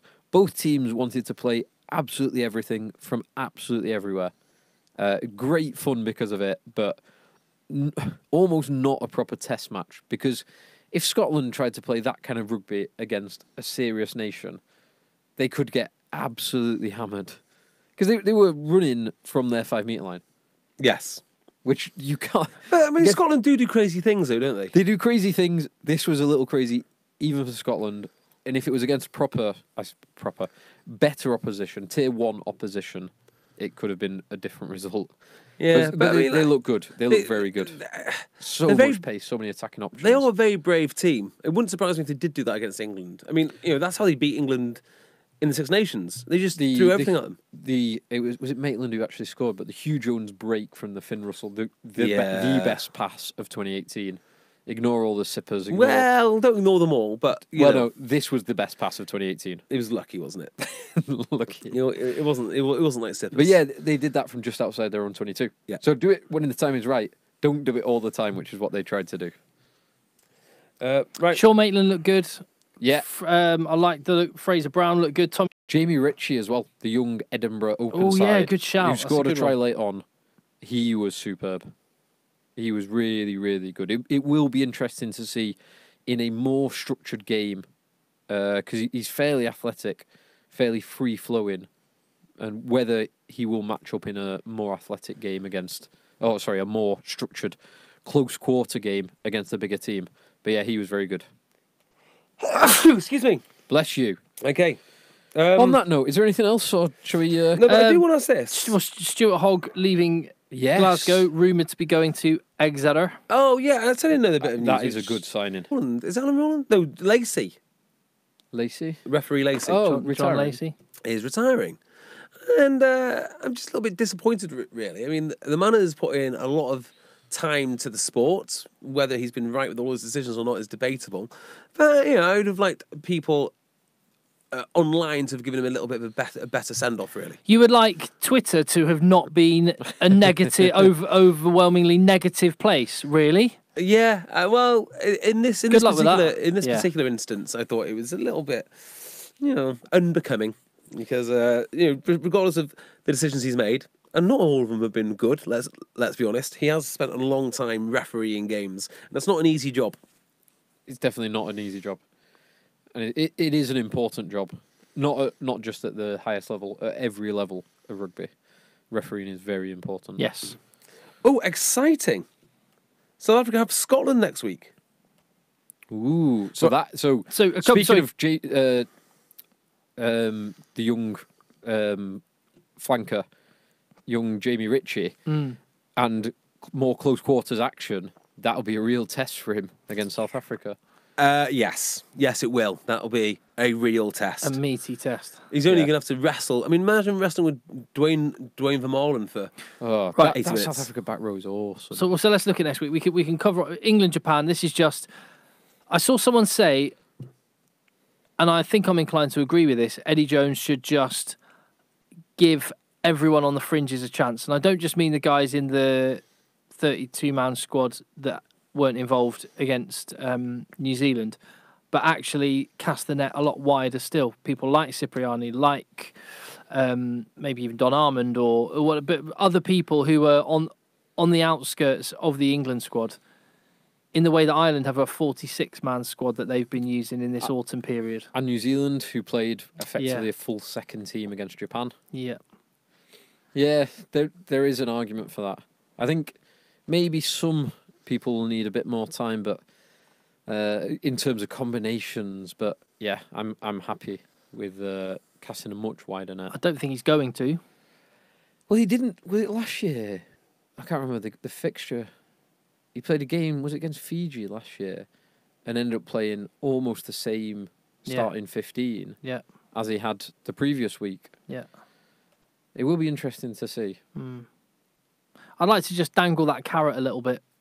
Just keep people interested, because that's one of the things you sort of see. And again, it's like inexplicable. Ben Moon, never on the radar. Boom, he's in. He does well. Yeah.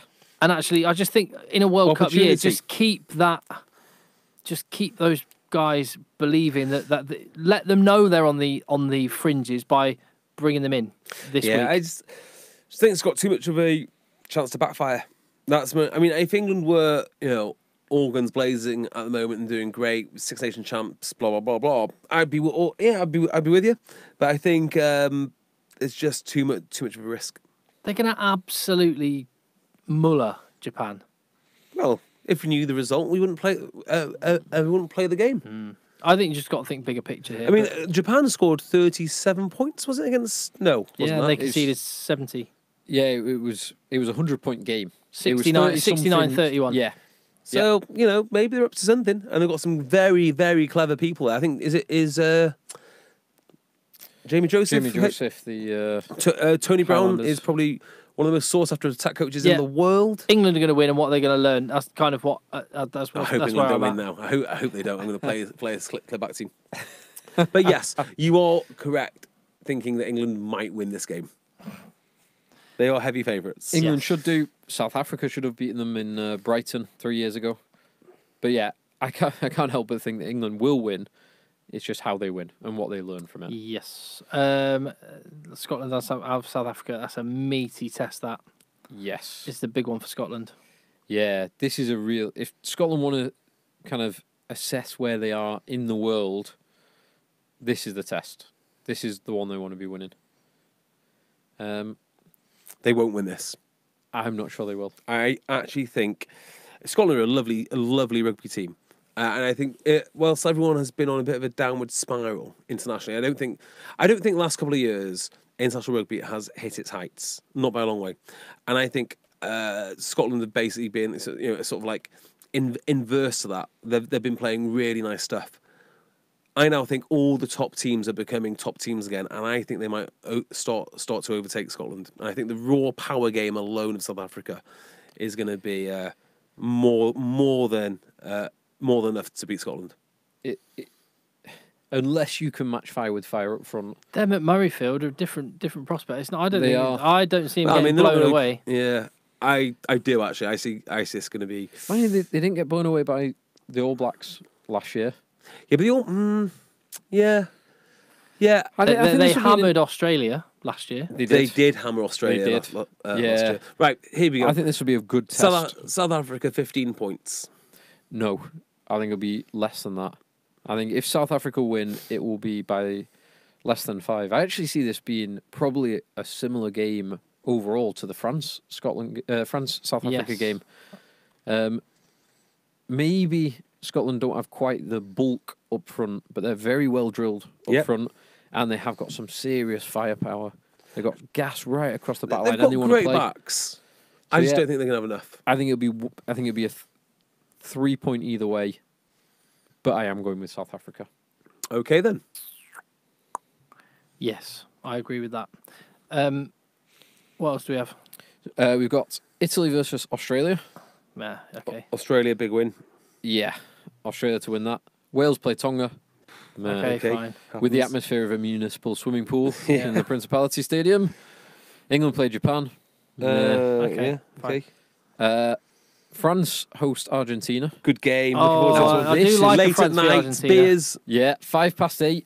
Should we do the same again, Jay? Hold on. That's going to clash. So this does. Come on! This does clash with the second half of Ireland New Zealand. This kicks off at almost exactly the same time as the second half of Ireland New Zealand. Yeah, this is exactly what they did this week. Yeah, It's a shame. Yeah. France kicking off at 9 would be great. Yeah, it should just be a 9. It was 9 last It year should or the be year 3, before. 3, 5, 7, 9. Because I was, we were playing at Stock H, and then we'd all go into Didsbury. hold on. We changed the function of the bell. Outrage bell. That was Oh, right, so no, we should have used it loads earlier. Outrage bell is this. So Stock H is simply this, as is Sale Sharks. Oh, double ding. Double ding for Sale. Because he loves them double. That is not true. So, given that we've got over the outrage of the scheduling clash, God, I'm outraged. France-Argentina. Now, this is another... So, there's a couple of kind of duds this week, but this is a good test. Yeah, this is a great test for both of them. So, if France want to be competitive in the Six Nations, they need to beat Argentina in the same manner that Ireland beat them. This is also a World Cup pool match next year in England's pool.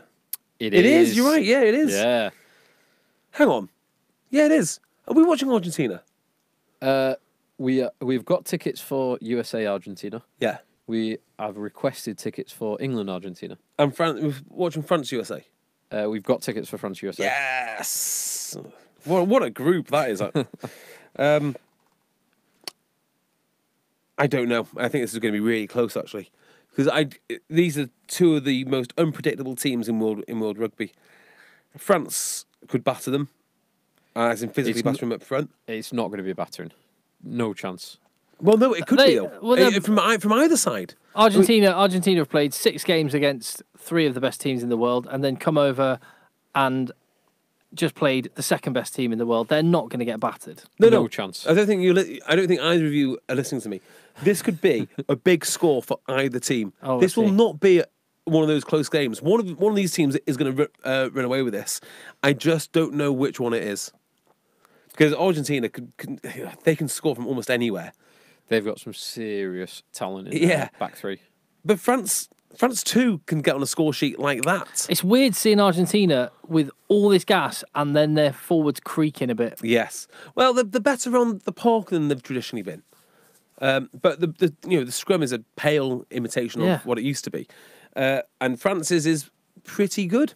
That's fair to say. And when you got Slimani on the bench to come on at tight head and mess everyone up, it's a powerful proposition.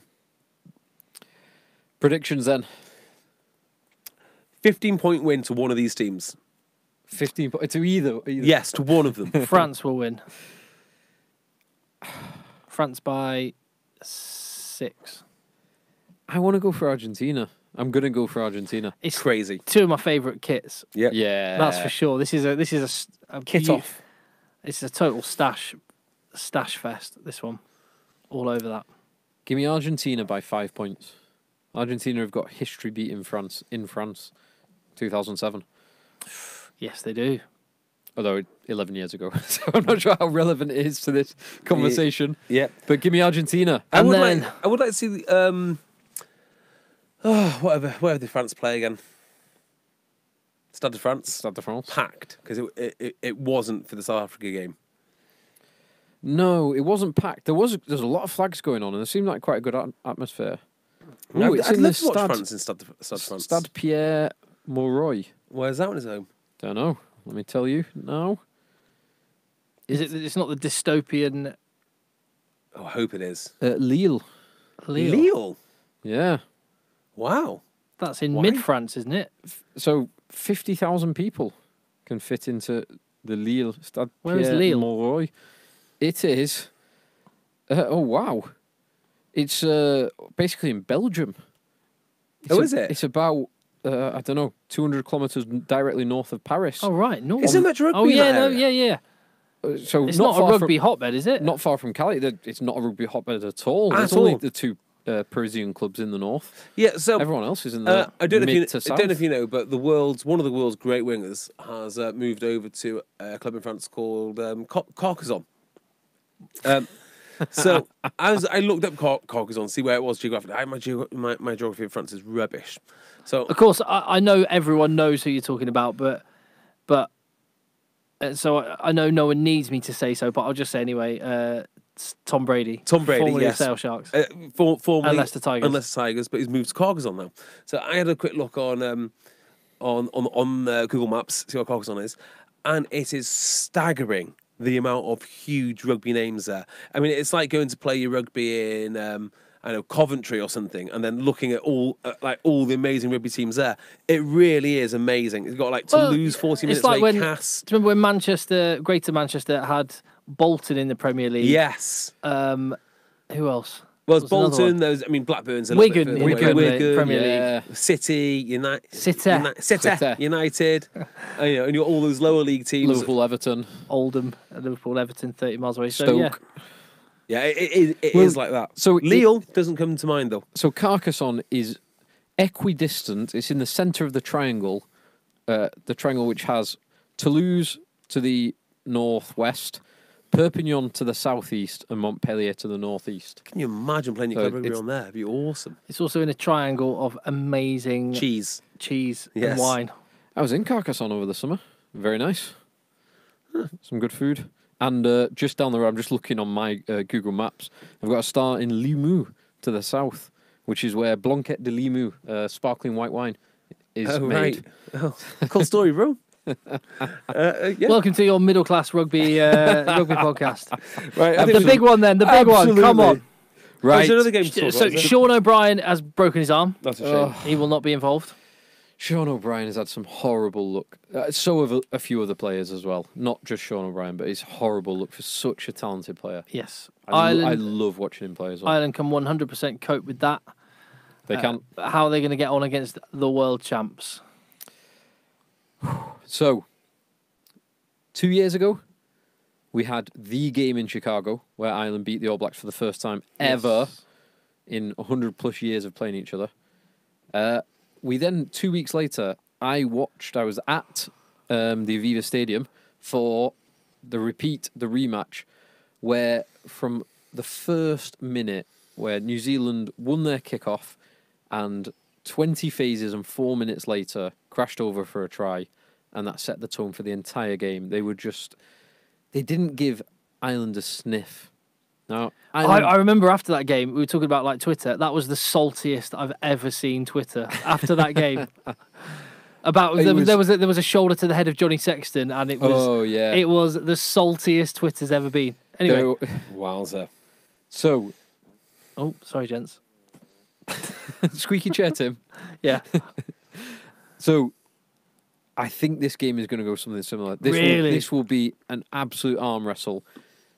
I think Ireland are going to be in it the whole way, but New Zealand will do what New Zealand do, and they will get a couple of sniffs, and they will be unbelievably clinical and finish them off, and they will take points where they can, and they'll win the game. I hope the weather's good. Now, what happens to New Zealand if Ireland play like Ireland do and they start grinding them?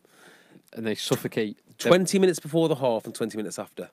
That golden hour, if you like. Because that's where I'd be targeting them. What they need to do 20 really, minutes before the half, 20 minutes after, that golden hour. Yeah, because you've got 20 minutes. 20-minute window in the middle. In the middle. Oh, yeah. Or 15? 15, yeah. What they really need to do is the second 20 minutes of each half. That's when you need to put pressure on New Zealand. Because just when They you always are score before half time, don't they? Yeah, Yep. just when you are fatiguing, when your team, you think you're on the up, you're starting to get tired, you're starting to relax slightly mentally, New Zealand just exploit it. And they take the points. They did it against England 15-0 up, and then all of a sudden go in 10-15 at half-time. Agreed. That's when you need to hit. That's when you need to grind New Zealand out. I think Ireland are going to win this. Just got a feeling. How? I think they're going to keep the ball. I think that's basically it. I think they're going to go multiple phases, and I wonder if New Zealand have got. I think what the answer's that. Probably. Just checking. We haven't seen a red card yet in the No, AIs, and you know have what we didn't see much of? High tackles this week. I'm predicting a high-profile red card. A high-profile red card in this one. Sonny I Bill? think Ireland are going to know they're going to have to be so physical and smash New Zealand the way that England did. But they don't struggle for that Ireland. So No. I don't think they struggle for it at all. I think it plays into them that they're all about work ethic and physicality, and just relentless pressure. I'll tell you something. So I don't think you'll see Sonny Bill. So my comment before about this not being New Zealand's first choice team, or certainly not being New Zealand's first choice backline, I think you're going to see Ben Smith move to 15. Mm-hmm. I think you might see Waisaki on the wing. Okay. Or possibly someone else. Ioane has to play, doesn't he? Ioane has to play. And I think you'll see Crotty coming at 12. Tell you what, apparently he's off his game a bit at the moment. Word in the camp. Who? Ioane. Ioane. Well, I don't know if you noticed, he's the owner of the prestigious Eggchasers tie. Ooh. And apparently same as breakthrough player of the year. Same as happened to Barrett, and they're actually both worried that they won't be able to keep hold of their ties, or they won't win another one. Well, that's motivation to put one over on Johnny Sexton. Absolutely, this weekend. Do you know what? The prospect of that Eggchasers tie. It's going to fill my heart with joy when I give that tie to Faf de Klerk. And when you take one off, when you kick Bowden Barrett in the head and take his tie off him. Exactly. Well, it's going to be foot to head. It's not going to be a kick. No, sorry, not a kick. It's a foot to head. But the World Player of the Year award, I think, could well be decided on the weekend as well. So you might be right. So I think it's going to be Faf de Klerk. Any advances on Faf de Klerk? Johnny Sexton. Not Faf de Klerk. Anyone but Faf. That's ridiculous, mate. Johnny, or just give it Bowden again. Tim? Probably, if Johnny Sexton's ever going to win it, it's this year. Yeah. But it depends. If Ireland go and beat New Zealand, yes, it'll be Johnny Sexton. Did Johnny do the triple this year? Six Nations, Europe, Champions Cup final, and Pro 14? Yeah, they don't count domestic rugby, do they? Do they not? Oh, no, of course they don't, because it's IRB. World Rugby. Oh, sorry, yeah, World Rugby. Whoops. Do they not count any? Surely you've got to take it into consideration. No, I think Tim's right. You don't. I think it's based on international rugby. I think. Okay. I So don't know. Faf de Klerk has to win it. Has to. Right? Had South Africa beaten England, yes. I bet he wasn't playing in that game, but nevertheless, I think we'll see. Anyway, this weekend, I think this is really, really hard to call. It's the atmosphere. Oh my God, it's gonna be so good. I hope Ireland win. I hope Ireland win. For the game, and to bring New Zealand down a peg or two, and to give everyone else hope that New Zealand are beatable, and show a way that teams can beat New Zealand. I hope there's a victory at the end, and I'd like it to be Ireland. So I hope Ireland win via a very dodgy, contentious TMO-based decision. No, you don't. You hope they lose. You hope they lose to a dodgy TMO-based decision. I know how your mind works. No dodgy decisions. Let's talk about rugby next week. Yes, not TMO decisions. Absolutely. Cool. I don't want to have to comb through World Rugby announcements on protocols and laws. I just want to watch the rugby and enjoy the rugby. The only press release I want from World Rugby, unlike the one today where they go, we back the decision to blah blah blah. I want them just to go, our World Rugby's official position is that was an absolutely amazing game. Amazing test match. Yes, done. There you go. Mic drop. We're out. You know where to find us. Thanks for listening. Tell your mates in a bit. Bye-bye. Perfect. Well then, boys. Just grab that camera. We don't want to be talking about our bloody tax affairs or something. What'd you do with it? Just press the top of it. just throw it, Smash it! Smash it! throw it in a sink.